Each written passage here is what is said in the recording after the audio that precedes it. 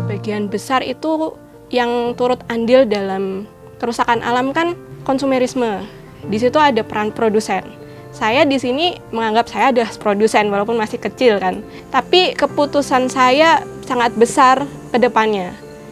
Jadi prosesnya di sini adalah seakan-akan Palka ini sebagai perpanjangan tangan orang-orang yang ingin juga menjaga bumi gitu.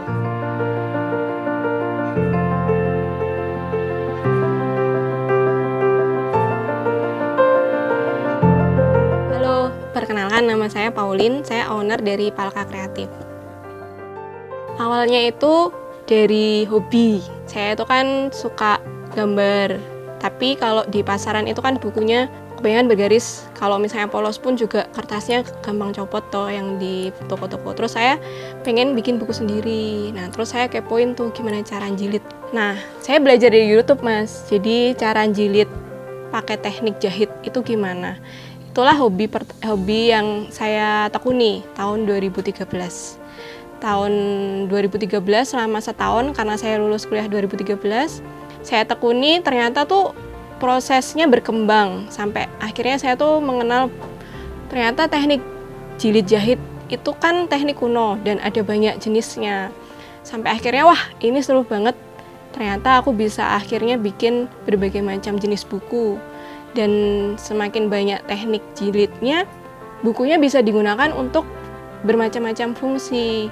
Nah, disitulah akhirnya terus aku punya buku banyak mas, bikinan saya sendiri. Saya kasihlah ke teman-teman. Nah, di situ lama-lama teman-teman tuh pesen secara khusus. Ada yang untuk hadiah, ada yang untuk souvenir. Memang awalnya cuma sedikit sih. Terus, tapi aku melihat di situ ada peluang.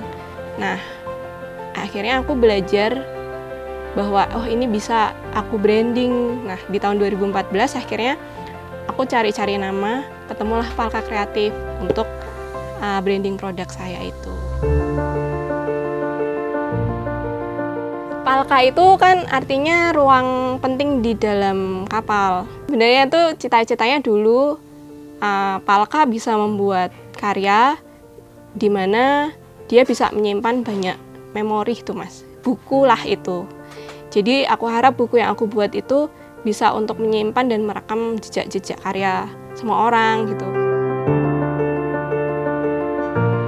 Saya menyadari ini proses bisnis yang sebenarnya mau dibawa ke arah mana itu kan terserah aku. Dan aku memilih untuk aku pengen menemani pertumbuhan Palka ini secara organik. Dan aku memilih untuk tidak terlalu cepat. Jadi aku menikmati proses setiap challenge-nya itu mulai dari gimana menemukan formulasi bentuk yang cocok untuk pasar. 3 tahun saya nemuin buku dengan ukuran yang valid sampai sekarang gitu. Jadi ukuran itu kan penting banget mas. Buku yang paling nyaman itu yang kayak gimana, sampul yang nyaman itu yang kayak gimana. Itu 3 tahun saya riset. Terus habis itu udah nemu bentuk yang valid, terus habis itu saya baru kemudian riset varian bahan baku. Nah, waktu level riset varian bahan baku, di situ saya kan mulai mengenal bahwa sebenarnya saya berperan penting untuk menjaga kelestarian lingkungan kan. Saya dihadapkan dengan bisa bikin produk harga murah, tapi bahannya tidak ramah lingkungan, atau bikin dengan bahan yang ramah lingkungan, tetapi resikonya ada effort yang lebih sulit, yang lebih panjang untuk membuatnya sehingga ngefek ke harga jual gitu. Nah terus aku memilih yang kedua. Disitulah akhirnya aku konsisten sampai sekarang, sampai ke bahan yang aku gunakan, teknik yang aku gunakan. Nah ketemulah bahan baku yang konsisten saya pilih material-material yang ramah lingkungan, sustainable gitu. Terus yang ketiga saya mulai riset harga. Nah disinilah agak susah nih karena kemudian penentuannya ke pasar mana yang aku pengen kan. Nah di situ ternyata pasar yang tertarik untuk membeli produk sustainable dari tahun 2014 itu belum banyak mas. Jadi sama 6 tahun saya tuh struggle juga untuk branding Palka ini gitu. Sampai akhirnya sekarang banyak pergerakan dari teman-teman aktivis, terus masyarakat awam juga udah mulai concern berpihak ke alam. Terus akhirnya ketemu deh pasarnya Palka ini gitu. Nah dari situ terus akhirnya baru mulai memperbesar tim, baru berani menambah artisan yang membantu saya. Sampai akhirnya sekarang saya berani untuk membuat kertas sendiri dari proses produksi saya. Jadi saya mengupayakan bahwa produksi Palka ini berputar, circle ekonomi. Jadi saya meminimalisir limbah yang saya buang dengan memproses kembali limbah-limbah produksi Palka untuk dibuat menjadi produk kembali gitu.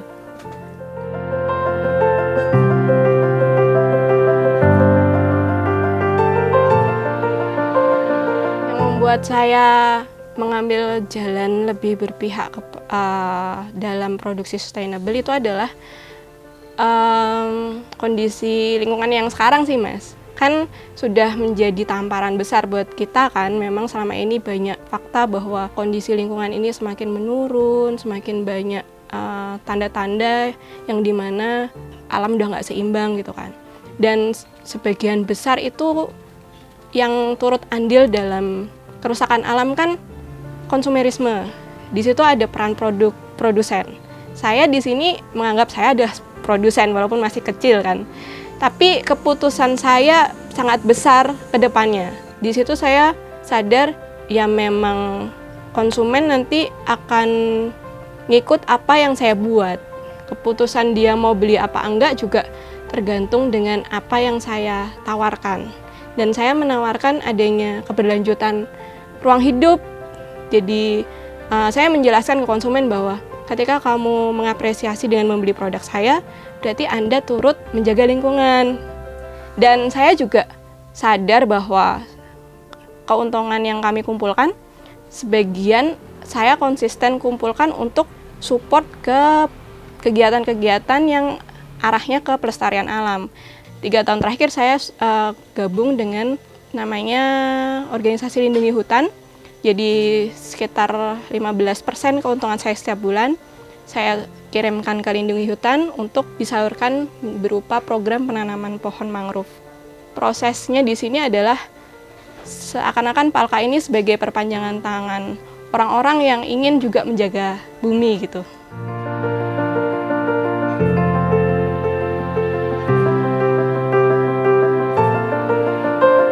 Kalau dari pemetaan customer yang saya tahu, itu pernah ada yang pesan sampai ke Maldives, sampai ke Rusia, sampai ke Kanada, terus ada USA juga. Cuma itu kalau yang terpetakan, yang jauh-jauh. Kalau yang kebanyakan itu di Bali. Saya percaya kalau di Bali itu kan yang beli wisatawan mancanegara. Jadi dan sebagian besar pasar saya di sana gitu. Jadi kebanyakan mereka beli untuk oleh-oleh. Terus kalau yang reguler kebanyakan Jakarta, terus Surabaya, kota-kota besar. Dan kebanyakan company LSM yang memang interest dengan menjaga lingkungan.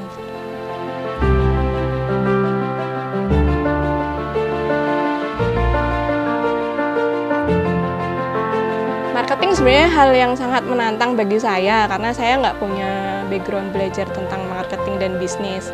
Tapi secara organik saya mempelajari peluang-peluang yang ada, Mas. Dan saya menyimpulkan kalau rekomendasi dari orang ke orang peer to peer itu adalah strategi yang jitu.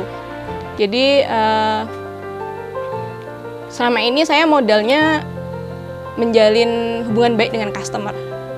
Dan ternyata customer yang mengingat Palka adalah customer yang bisa menghubungkan Palka dengan customer-customer yang lain.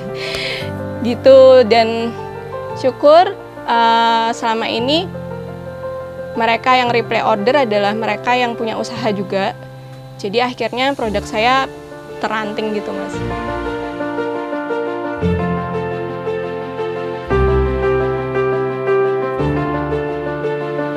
Yang selalu saya ulang sih adalah pesan bahwa jangan ragu, pokoknya lakukan saja, dimulai saja. Pengembangan ke arah baik itu ada karena kita melakukan kesalahan. Jadi nggak punya basic bisnis, nggak punya basic keterampilan, itu nggak apa-apa. Tetapi ketika sudah modalnya itu suka, tertarik, hobi, itu udah modal utama. Mengenai nanti manajemennya gimana, marketingnya gimana, perbanyaklah teman. Karena dengan sharing, dengan mendengarkan saran dari teman, bahkan saran itu nggak melulu yang positif ya Mas, tapi juga masalah ya dia gitu, itu ternyata bisa jadi untuk memperkaya skill kita.